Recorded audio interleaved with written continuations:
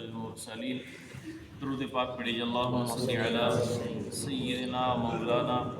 محمد وعلی آل سیدنا مولانا محمد مبارک وسلم وصلی علیہ۔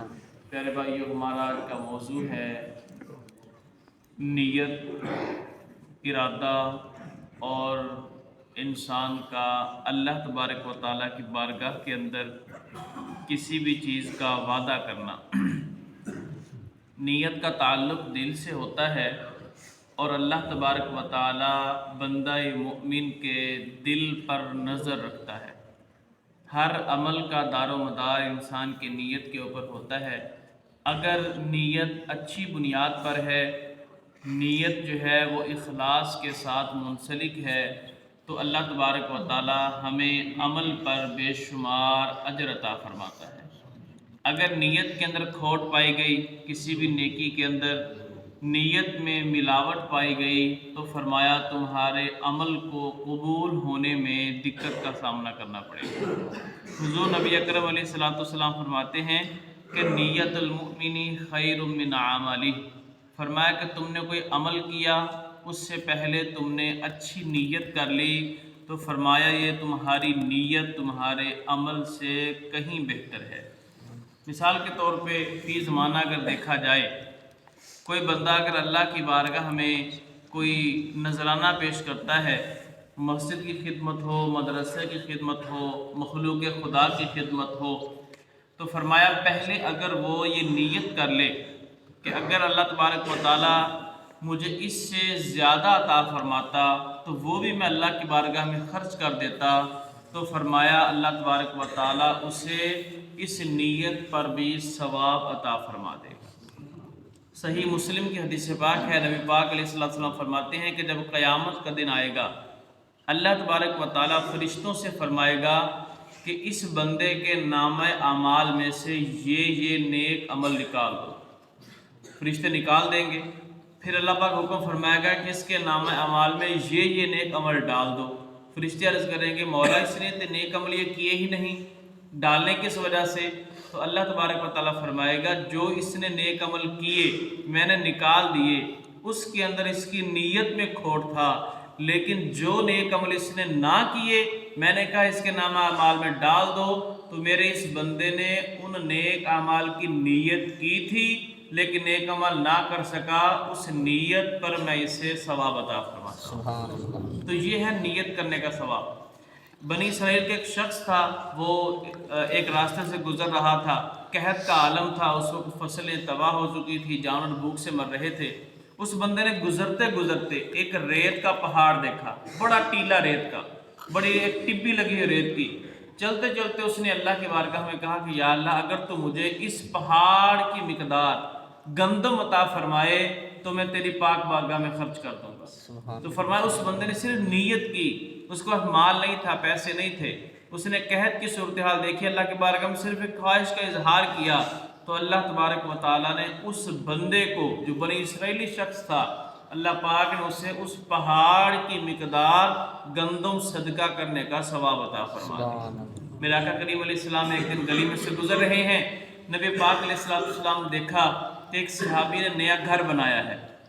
نیا گھر تعمیر کیا ہے، اور دیکھا کہ اس گھر کے اندر ایک کمرہ ہے، اس کمرے کے اندر چھوٹا سا روشن دان ہے۔ میرے آقا کریم علیہ السلام اس صحابی کے پاس تشریف لے گئے اور فرمایا کہ میرے صحابی اللہ نے تجھے نیا گھر دیا، بہت مبارک ہو، اللہ اس میں برکت دے۔ ساتھ ہی میرے آقا کریم علیہ السلام نے فرمایا کہ یہ تم نے روشن دان جو رکھا یہ کس وجہ سے ہے؟ یہ چھوٹا سا جو آپ نے حصہ چھوڑ دیا دیوار میں کس وجہ سے ہے؟ وہ صحابی عرض کرتے ہیں یا رسول اللہ صلی اللہ علیہ وسلم،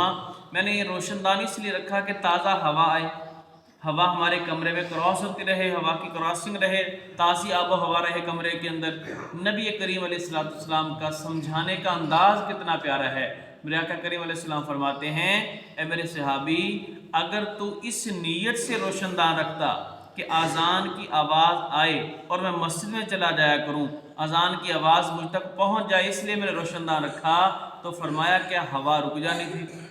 فرمایا ہوا تو پھر بھی آنی تھی، لیکن اگر نیت آپ کی یہ ہوتی کہ میں روشن دان اس لیے رکھ رہا ہوں کہ مسجد میں اذان ہو، اس کی آواز میرے کانوں تک آ جائے اور میں نماز کے لیے وقت پہ حاضر ہو جاؤں، تو فرمایا ہوا تو آنی ہی آنی تھی، لیکن اللہ پاک تمہیں اس نیت کا فرما دیتا۔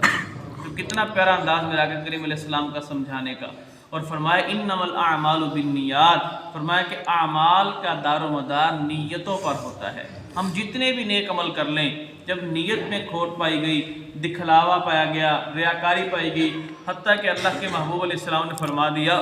کہ اللہ تبارک و تعالیٰ فرماتے ہیں کہ اگر کوئی بندہ جہاد کرے اللہ کی راہ میں، جنگ کرے، وہ لڑے، لیکن اس کی نیت اللہ کی رضا نہ ہو، تو فرمایا اس کے جہاد کو قبول نہیں کیا جائے گا۔ نبی پاک علیہ السلام فرماتے ہیں، فرمایا کہ جب قیامت کا دن آئے گا نا، شہداء کی صفوں میں بعض شہداء ایسے ہوں گے کہ جن کو اللہ تبارک و تعالیٰ شہادت کا ثواب ہی نہیں عطا فرمائے گا۔ فرمایا کہ تم نے لوگوں کے دکھلاوے کے لیے یہ کام کیا، شہادت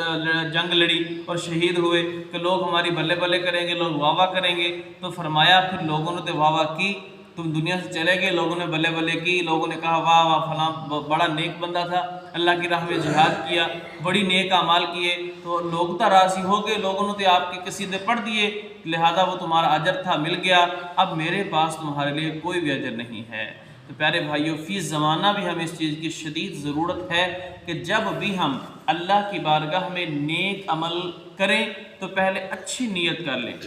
اب مثال کے طور پر ماہ رمضان ہے، اب اگر کسی کے پاس یہ طاقت نہیں کہ کسی کا روزہ افطار کروائے، تو وہ عالم تنہائی میں بیٹھ کر اللہ کی بارگاہ میں یہ دعا کر سکتا ہے کہ میرے مالک و مولا، میرے پاس اتنے اسباب تو نہیں ہے، لیکن اگر تو مجھے توفیق دے تو میرا دل چاہتا ہے کہ میں تیرے بندوں کی افطاری کرواؤں۔ تو یقیناً اگر اخلاص کے ساتھ یہ نیت کرے گا، اللہ اس پر بھی ثواب عطا فرما دے گا۔ اب حج کرنے کی طاقت نہیں ہے، عمرہ کرنے کی طاقت نہیں ہے، تو اللہ کی بارگاہ میں گڑ گڑا کے بندہ دعا تو کر سکتا ہے، میرے مالک و مولا آنکھیں ترس رہی ہیں عمرہ کے لیے، بیت اللہ شریف کی زیارت کرنے کے لیے، روزہ رسول پہ جانے کے لیے، پھر مالک و مولا اگر تو مجھے طاقت عطا فرمائے تو میں حج بھی کروں، عمرہ بھی کروں۔ فرمایا جب بندہ نیت کرتا ہے اخلاص کے ساتھ تو اللہ پاک اس پہ اجر عطا فرماتا ہے۔ اور پھر ہم مسجد میں آتے ہیں نماز پڑھنے کے لیے، ہماری نیت فقط اللہ کی رضا ہونی چاہیے، فقط اللہ تبارک و تعالیٰ کو راضی کرنا ہونا چاہیے۔ اللہ پاک نیت کرنے پر بھی دوہرا ثواب عطا فرماتا ہے۔ اللہ پاک ہم سب کو اچھی اچھی نیتیں کرنے، نیک عمل کرنے اور ہمیشہ اس کی بندگی کرنے کی توفیق عطا فرمائے۔